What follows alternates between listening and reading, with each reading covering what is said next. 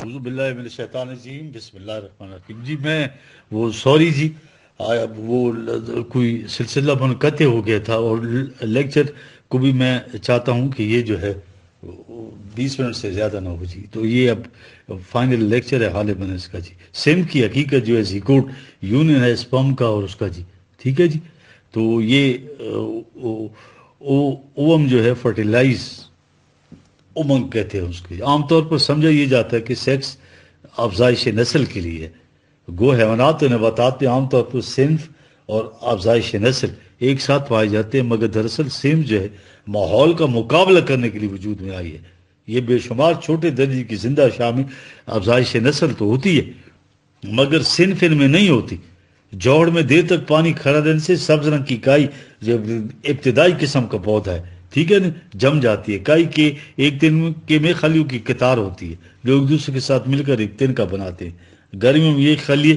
2 سے 4 ہو کر بڑھتے جاتے ہیں لیکن سخت سردی میں نشو و نما رک جاتی ہے اور پودے کے مرجھانے کا خطرہ ہوتا ہے چنانچہ پودے کی نسل کو مستقبل میں جاری رکھنے کے لیے 2 دن کے آپس میں زوج بن کر ایک دوسرے کے پہلو میں آ جاتے ہیں دونوں کے ملاپ سے ایک تھیلی بن جاتی ہے یہ سن لیجئے جس کے باہر ایک سخت خول ہوتا ہے جو اس کی سردی سے حفاظت کرتا ہے چنانچہ سردی سے دونوں پودے مردہ ہو جاتے ہیں صرف سسٹ باقی رہ جاتی ہے اور موسم بہار میں اس سسٹ تھیلی جو ہے سے نیا پودا باہر نکلتا ہے اور نئی زندگی کا ظہور ہوتا ہے اور جب انفرادی طور پر 2 پودے ماحول کا مقابلہ نہ کر سکے تو دونوں نے مل کر اس کا مقابلہ کیا کیا بات ہے جی ہاں تخفیفی انشقاق یہ جو ہے میوسس جسے کہتے ہیں ٹھیک ہے جی نو انسان کی ہر نسل میں لونوں کی تعداد 46 ہوگی چنانچہ جب عورت یا مرد کی نسبتی خلیوں میں بھی گیمیٹس ہر ایک میں 46 ہے تو اس صورت میں ایک نر نسبتی خلیہ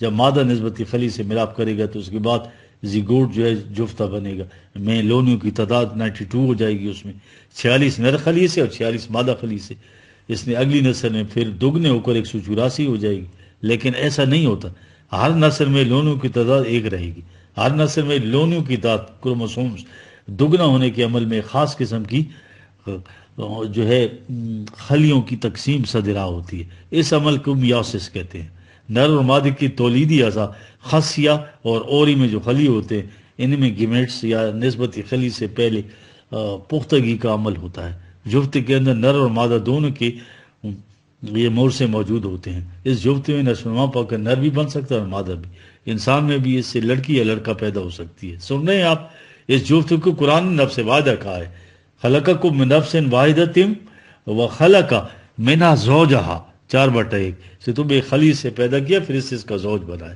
ٹھیک ہے اب جنین جو ہے ایمبریو کی نشو و نما کیسے ہوتی ہے اب مادہ خلی کی باراوری یعنی جفت بننے کے بعد 3 ہفتے بعد جنین جو ہے ریت کے ایک موٹے دانے کے برابر ہوتا ہے 4 ہفتے بعد آنکھوں کی حد تک بن چکی ہوتی ہے اور دل حرکت کر رہا ہوتا ہے 5ویں ہفتے میں بازو اور ٹانگوں کے ابھار نمایاں ہو جاتے ہیں اور کان بھی نمایاں ہو جاتے ہیں گویا اعصابی نظام بھی بن چکتا ہے 8ویں ہفتے میں انسانی شکل پہچانی جا سکتی اس وقت اس کی لمبائی 1 انچ کے قریب ہوتی ہے اس مرحلے میں اسے ایمبریو کہتے ہیں اس کے بعد مراحل فیٹس کہلاتے ہیں اردو میں ایمبریو اور فیٹس دونوں کو جنین کہتے ہیں ہم فیٹس کو بچہ کہیں گے اور 12ویں ہفتے تک کان اپنا کام شروع کر دیتے ہیں اور 5 ماہ تک اور جو ہے 12 آوری سے 5 ماہ بعد بچہ جو ہے 8 انچ لمبا ہوتا ہے اس کا وزن تقریباً 1 پاؤنڈ ہوتا ہے اور اس کا چہرہ نمایاں ہو جاتا ہے اب قرآن کی آیت سنیے جی 23 سورہ ہے اور 12 سے لے کے 14 3 آیت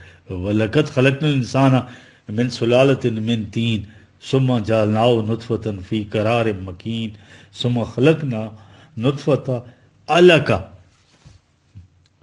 فَخَلَقْنَا الْعَلَقَةَ مُضْغَةً فَخَلَقْنَا الْمُضْغَةَ عِظَامًا فَكَسَوْنَا الْعِظَامَ لَحْمًا ثُمَّ أَنشَأْنَاهُ خَلْقًا آخَرَ فَتَبَارَكَ اللَّهُ أَحْسَنُ الْخَالِقِينَ سمجھ گئے ٹھیک ہے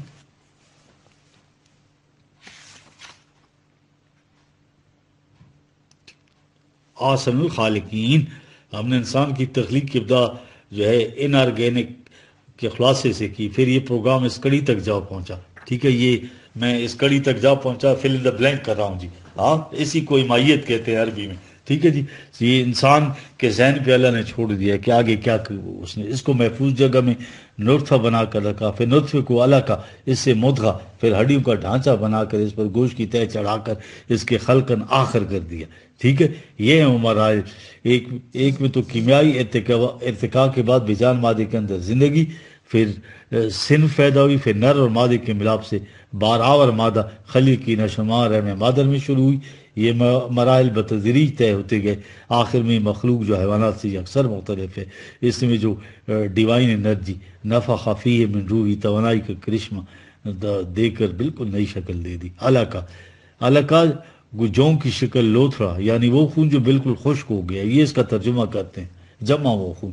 ابن فارس نے بنیادی معنی کسی بلند چیز کے ساتھ کسی چیز کو باندھ دینا یا وابستہ کرنا، یہ معنی درست ہے. یہ غلط ہے، جوں کو غلط معنی سارے کیے ہوئے ہیں. علقہ وہ مرحلہ جب بلاسٹوسسٹ جو ہے بیدا نالی کے اندر سے گزر رہی ہوتی ہے. اس وقت بلاسٹوسسٹ جو ہے کا تعلق ماں کے خون کے ساتھ نہیں ہوتا اور نہ ہی خود اس کے اندر کوئی خون ہوتا ہے، یہ خلیوں کا مجموعہ ہوتی ہے. اس لیے اس کا ترجمہ خون یا لوتھ کرنا غلط ہے. علقہ سے مراد معلق لٹکی ہوئی چیز. یہ بلاسٹوسسٹ کیا ہے؟ یہ وہ چیز ہے جس میں جفت نفس واحد حصوں میں تقسیم ہونے اور قدر نشونا کے بعد بیدا نالی کے اندر سے رحم کی طرف بڑھ رہا ہوتا ہے. اس کے اندر لٹکی ہوئی چیز ملک چیز کو قرآن نے علقہ کہا ہے. بلاسٹوسسٹ ایک بہت چھوٹی شے ہے جو خوردبین کے بغیر نظر نہیں آ سکتی. اسے ایجاد ہوئے 300 سال نہیں گزرے. علقہ کے اندر مدغہ کی تخلیق، علقہ سے مدغہ کے اندر ہڈیوں کا ڈھانچہ تیار ہوا اور ہڈیوں کے ڈھانچے کو لاما سے ڈھک دیا. علقہ اور مدغہ دو مراحل. مدغہ وہی ایمبریو جنین، ہڈیوں کا بننا اور گوشت سے ڈھکنے کا عمل. اس مدغہ کے اندر پھولنے کا نام ہے. اب سمجھ گئے ہیں؟ ہاں، یہ ان جاہلوں نے مدغہ کے معنی بھی گوشت کر دی اور لاما کے معنی بھی گوشت. مدغہ رحم میں آ کر خوراک اور آکسیجن کی صرف 1 ہفتے کی ضرورت پوری کرتا ہے. اور جو ایلنٹائی سیجز کے ذریعے جنین کو آکسیجن اس سے پھیپھڑا کہہ دے، یہ آنول بن کر خوراک اور آکسیجن ماں کے خون سے ملنی شروع ہو جاتی ہے اسے، اور باراور بیدے میں خلی تقسیم ہو کر ایک گچھا بناتے ہیں. یہ مرولہ کہلاتا ہے. مرولہ کے بیرونی خلیے جھلیاں بناتے ہیں اور اندرونی خلیوں سے علقہ اور مدغہ بنتا ہے. مدغہ رحم مادر میں کافی دیر تک آبائی جانور کے مدغہ کے مشابہ رہتا ہے. یہ مشابہت اس لیے کہ ان کے آباء و اجداد ایک تھے. نسلیں شاخوں کی طرح ایک دوسرے سے الگ ہوتی گئیں، کوئی پہلے کوئی بعد، اور ہر شاخ مختلف طریقے اور ماحول میں ارتقائی مراحل طے کرتی ہوئی. خلقن آخرہ من بعد خلقن فی ظلمات 39/6، اس کے کچھ 3 اندھیروں میں، یعنی ماں کے پیٹ کی دیوار، رحم مادر کی دیوار اور جھلیوں کے خلاف. ثم مدغۃ مخلقہ و غیر مخلقہ 22/5، خلیات کا غیر منظم مجموعے پر بتدریج اعضاء بنتے گئے اور ان میں تنظیم کے بعد مدغۃ مخلقہ بن گیا. جی، تخلیق کیا ہوا. صنفی وراثت، انہیریٹنس. سیکس کو ذرا سمجھیے. انسان سمیت کئی انواع کے نر خلی میں ایک لونیوں کا جوڑا ایسا ہوتا ہے جس میں ایک لونیا دوسرے کی نسبت چھوٹا ہوتا ہے. یہ ایکس اور وائی صنفی لونیے کہلاتے ہیں. اس کے مقابلے باقی تمام لونیوں کو جو ہے آٹوسوم یعنی غیر صنفی کہتے ہیں. نر کا ایکس لونیا مادہ کے ایکس لونیے کی طرح ہوتا ہے. چنانچہ مادہ کے اندر 2 ایکس لونیے ہوتے ہیں جبکہ مرد کے اندر 1 لونیا ایکس اور اس کا ساتھی وائی ہوتا ہے. انسان کے نسبتی خلیے میں 23 لونیوں کے جوڑے یعنی کل 46 لونیے ہوتے ہیں، جن میں 44 لونیے غیر صنفی اور 2 صنفی لونیے ہوتے ہیں. صنفی جوڑا ایکس ایکس اور وائی ایکس ہوتا ہے. ایکس خلیہ مادیت کا مظہر ہے. ٹھیک ہے جی. جس وقت رحم مادر میں جنین مادے کا مظہر ہے، مطلب یہ اس وقت یہ صنفی لونی غیر نشوونما صورت میں موجود ہوتے ہیں اور جوانی کی عمر میں نشوونما پا جاتے ہیں. ایکس ایکس اور ایکس وائی لونی انسانی نسل پر نظر انداز ہوتے ہیں. ان کی ترتیب میں اگر نقص پیدا ہو جائے تو نوزائیدہ بچہ میں نقص پیدا ہو جائے گا. دیکھ رہے ہیں آپ، مثلا اگر ایکس ایکس کے جوڑے میں ایک ایکس غائب ہو جائے تو اس سے عورت کا ابارشن ہو جاتا. ٹھیک ہے. اور ایک اور نقص ایکس ڈبل ایکس اور وائی ہے، اس میں ایک ایکس لونیا فالتو ہے، اس سے نقص والا لڑکا پیدا ہوگا. دیکھ رہے، بالغ ہونے کے بعد اس کے خلی چھوٹے ہوں گے اور وہ اولاد پیدا نہیں کر سکے گا اور ذہنی طور پر بھی نابالغ. اور اس طرح عورت کا بھی ہے. ٹھیک ہے. جتنے لنگے لولے یا اس طرح کے بچے پیدا ہوتے ہیں انسان کی اپنی حرکات کی وجہ سے کرتے ہیں، وہ جس طریقے سے یہ عورت کے ساتھ سلوک کرتے ہیں وہ کرتے ہوئے ہم بستری کرتے ہوئے، تو یہ اس وجہ سے یہ ساری چیزیں ہو جاتی ہیں، یا کوئی اور ریزن ہے میڈیکل کے یا خوراک کی یا کم ہوتی ہے، تو یہ قرآن بتا رہا ہے آپ کو جی۔ ٹھیک ہے جی، اب آگے آئیے جی۔ قرآن قرآن اور نظریہ ارتقاء درخت کی مثل سانچہ، سائنسدان تحقیقات کر رہے ہیں جس سے صنف بدلی جا سکے اور ان لونوں کی خصوصیات بدلنے کی کوشش ہے۔ کہا جا رہا ہے کہ مصنوعی روشنی کے انسان اور حیوانات کی صنف پر اثرات ہوتے ہیں۔ ان کا کہنا ہے کہ روشنی سے ہارمون پیدا کرنے والے حدودوں کے ذریعے جسم کا کیمیائی توازن بدلا جا سکتا ہے، اور روشنی آنکھوں کے ذریعے دماغ کے حدودوں پر اثر کرتی ہے۔ نیلے رنگ کی روشنی اگر آنکھوں پر پڑتی رہے تو زیادہ بچے جو ہے وہ نر مادہ پیدا ہوتے ہیں، اگر گلابی رنگ کی روشنی پڑے تو زیادہ نر پیدا ہوتے ہیں۔ سن رہے ہیں آپ؟ سورج کی روشنی جو سرخ سے لے کر بنفشی شعاؤں تک سب کی مرکب ہوتی ہے، اس میں نر اور مادہ پیدا ہونے کے امکانات 50-50 یعنی برابر ہوتے ہیں۔ اب آ جائیے قرآن پہ، یہ اس کے نظریہ ارتقاء پہ قرآن کیا کہہ رہا ہے۔ ڈارون کے برعکس قدرتی انتخاب جو ہے نا ایک پرامن تخلیقی قوت ہے، نہ تو یہ زندگی کی تگ و دو کے لیے مقابلہ ہے، نہ ہی جو طاقتور ہے زندہ رہتا ہے کہ نظریے کے ساتھ اس کا کوئی تعلق ہے۔ قرآن نے ہر اس عمل کو جو کائنات میں زندہ اشیاء کے اختیار و ارادے کے بغیر ہوتا ہے قانون مشیت کہا ہے، اور اس میں اس کا قانون انتخاب طبعی ہے، جس سے مراد یہ ہے کہ ارتقائی عمل میں انتخاب اللہ کے قوانین کے مطابق ہوتا ہے، نہ کہ افراد کے اختیار و ارادے کے مطابق۔ قرآن نے یہ حیران کن چیز بتائی ہے، یہ آیت زبردست آیت ہے، 28/68، ٹھیک ہے جی، 28/68 نوٹ کر لیں۔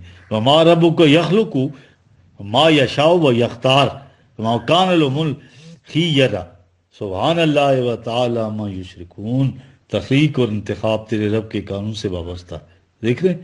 وما ربک یخلق ما یشاء و یختار، اور وما لهم الخیرہ، اور اس میں ان زندہ اشیاء کا کسی کا اختیار نہیں ہے جی۔ ہاں، یہ جو اس عمل میں اس کا شریک بتاتے ہیں اللہ اس سے بلند و بالا ہے، سبحان اللہ و تعالی اما یشرکون۔ درخت کی مثال سانچہ، پرانا نظریے کے پہلے ایمبیا جو ہے امیبا یعنی ایک خلیے کا جانور جو ہے پیدا ہوا، پھر درجہ دیگر حیوانات کی نسلیں سیڑھی کی طرف اوپر اٹھتی چلی گئیں۔ یہ اب غلط ثابت ہو چکا ہے، جبکہ ایک نئی قسم کا جانور مارے سے وجود میں آتا ہے تو کئی پیدا ہونے والے نسلوں کا جو ہے اب و جد ہوتا ہے یہ، ٹھیک ہے، اور ان میں ہر شاخ کا ارتقاء ایک مختلف ماحول میں ہوتا ہے۔ چنانچہ ارتقاء کا عمل ایک شاخدار درخت کی طرح ہے۔ واللہ انبتکم من الارض نباتا، 71/17، اللہ نے تمہیں ایک درخت کی طرح زمین سے اگایا۔ اس ذرا غور سے سنیں، ٹھیک ہے۔ نظریہ ارتقاء نے جو ہے حیات قرآنی نظریے کی سچائی کی دلیل ہے۔ یہ نظریہ ارتقاء جو ہے کائنات جامد نہیں بلکہ پروگریسو ہے، متحرک ہے، کنکریٹ ہے، اور تخلیق کا ہر مرحلہ ایک اسکیم کے تحت ارتقائی منازل طے کرتے ہوئے آگے بڑھتا ہے۔ یدبر الامر من السماء الى الارض ثم یعرج الیہ فی یوم کان مقدارہ 1000 سنۃ مما تعدون، 32/5۔ عالم مشیت سے اسکیم کو یہ عرض سے مراد پسترین نقطے سے آغاز، پھر ارتقائی منازل طے کر کے اس منزل کی طرف بڑھ جانا جو اللہ نے مقرر کر دی ہے، جو تمہارے حساب سے لاکھوں کروڑوں اور بلینز آف ایئرز کے برابر ہے۔ آگے ہے ذالک عالم الغیب و شہادت العزیز الرحیم، 32/6۔ الذی احسن کل شیء خلقہ و بدأ خلق الانسان من طین، 32/7۔ ثم جعل نسلہ من سلالۃ من ماء مہین ثم سواه ونفخ فیہ من روحہ وجعل لکم السمع والابصار والافئدہ قلیلا ما تشکرون 32/9۔ وہ دو مراحل بیجان مادے سے زندگی کی نمود اور دوسرے صنفی تولید کے لیے غائب کی ضمیر، جب نفس مل گیا تو ضمیر حاضر ہے، ٹھیک ہے، ضمیر حاضر سے لکم خطاب کیا، اس سے پہلے وہ تھا اب تم ہو گیا، اس سے ظاہر ہوا لکم تک قدم بقدم پہنچا۔ اب آگے یہ لکم ایمرجنٹ ایولیوشن ہے، اب آگے انسانی زندگی ارتقائی مراحل، پھر فرد کی زندگی کے مراحل۔ والذی خلقکم من تراب ثم من نطفۃ ثم علقۃ ثم یخرجکم طفلا ثم تبلغوا اشدکم ثم لتکون شیوخا ومنکم من یتوفا من قبل لتبلغوا اجلا مسمى ولعلکم تعقلون، 40/57۔ ثم بتدریج اور ترتیب کو ظاہر کرتا ہے، ٹھیک ہے، نو انسانی کو تخلیق کی ان مراحل سے گزارا۔ انہ ہوا یبدی و یعید، 85/13۔ لترکبن طبقا طبق، درجہ بدرجہ، دیکھ رہے ہیں، یہ ہے وَلَقَدْ خَلَقَكُمْ أَطْوَارًا، یہ ہے ایولیوشن۔ لم یروا کیف یبدی اللہ الخلق ثم یعید ان ذالک علی اللہ یسیر قل سیروا فی الارض فانظروا کیف بدا الخلق ثم لا ینشئ نشأۃ الآخرہ ان اللہ علی کل شیء قدیر۔ یہ 29 سورہ ہے اور 19-20 آیات ہیں، تو بڑے آسان ہے، ترجمے کی ضرورت نہیں، سب کچھ اوپر میں نے بیان کر دیا، ٹھیک ہے۔ اب آ جائیے جی کائنات کے ارتقاء پر۔ یہ تو ہوا انسان کی تخلیق، بنی آدم کی تخلیق۔ ان ربکم اللہ الذی خلق السماوات والارض فی ستۃ ایام ثم استوى علی العرش یدبر الامر، 10/3۔ ارتقاء 6 ادوار اور منازل میں ہوا۔ بالذی خلق الارض فی یومین، 41/9۔ پھر کہا فقضاہن سبع سماوات فی یومین، 41/12۔ یہ ادوار جو ہے سائنسی اصطلاح میں ایزوئک ایرا کہلاتے ہیں، جب کرے اور زمین کی مادی تخلیق ہوئی اور زندگی کی نمود نہیں تھی۔ اب آگے ہے اربت ایام، 41/10 کا ذکر ہے۔ زندگی کی نمود کے بعد زمانے کو سائنس نے بھی 4 ادوار میں تقسیم کیا۔ ان کا تعین یہ جو ہے یہ حجری جو کلاکس ہیں نا، فوسل کلاکس کہتے ہیں ان کو، اس کے ذریعے کیا گیا ہے۔ جب کوئی جانور مر جاتا ہے تو باقی تو ختم ہو جاتا ہے مگر ہڈیاں رہتی ہیں، بعض تو چورا چورا ہو جاتی ہیں، مگر بعض زمین کی تہوں میں جو ہے تو فوسلائز ہو جاتی ہیں، تو آخر میں مٹی ہڈی یکجان ہو کر جی پتھر بن جاتی ہے۔ ڈیٹنگ اسی سے کرتے ہیں، سمجھ رہے جی، پتھر کی تہوں سے عمر معلوم کی جاتی ہے، جو عمر اس پتھر کی ہوگی وہی اس کے اندر موجود اس فاصل کی ہوگی۔ اس سے جانور کا کسی زمانے میں ہمارا پتہ چل جاتا ہے، اسے سائنسی اصطلاح میں ڈیٹنگ کہتے ہیں۔ اس لیے اس بنیاد پر تخلیق کائنات کی مختلف 5 ادوار قرآن کی روح سے 6 کی مدت متعین ہو چکی ہے۔ ان حجری پتھروں کو فاصل کلاک کہتے ہیں، جو عام گھڑیوں سے بھی زیادہ جو ہے ایکوریٹ ہوتے ہیں۔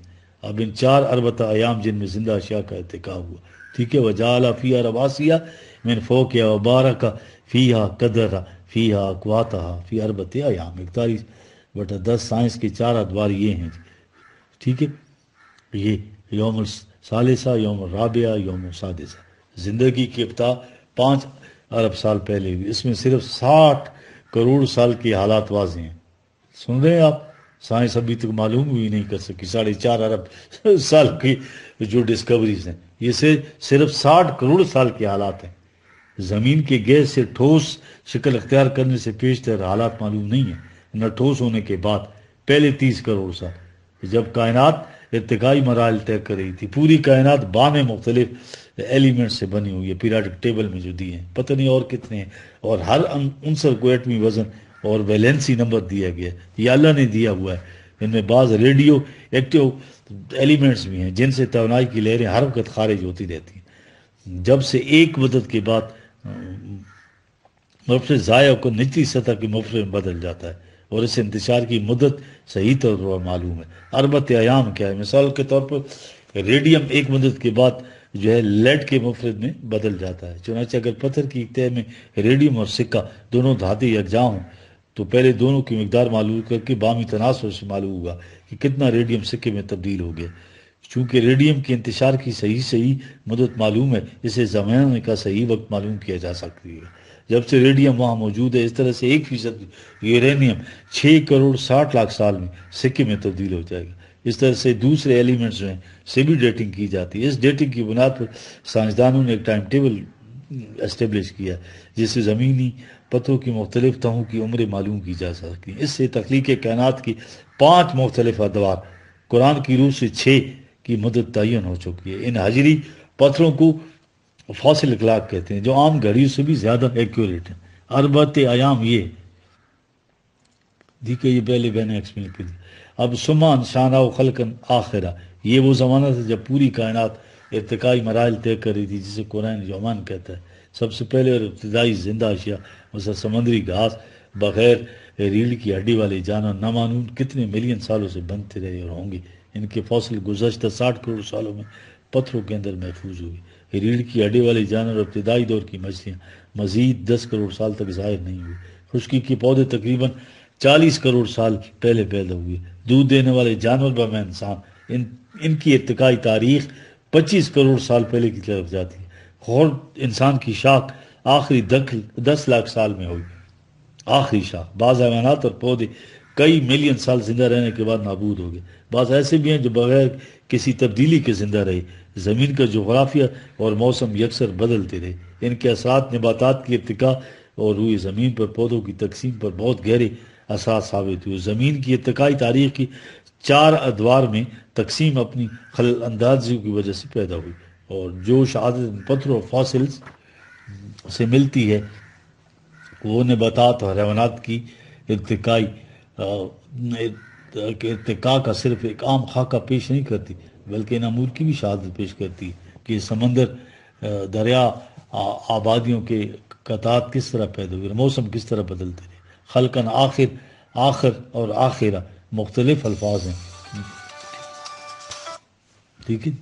گویا آخر حمزہ خیر ایک ہی ہے، آخر نئی اور نمائش ہے جس کا پہلے سلسلے سے تعلق نہ ہو، اندر، جبکہ آخرہ سے مراد واقعات کی آخری کڑی۔ اب آئی الذی احسن کل شیء خلقہ بدال خلق انسان من طین 27 ثم جعل نسلہ من سلالۃ من ماء مہین، ٹھیک ہے جی، 32/8 ثم سواه ونفخ فیہ من روحہ وجعل لکم السمع والابصار والافئدہ قلیلا ما تشکرون۔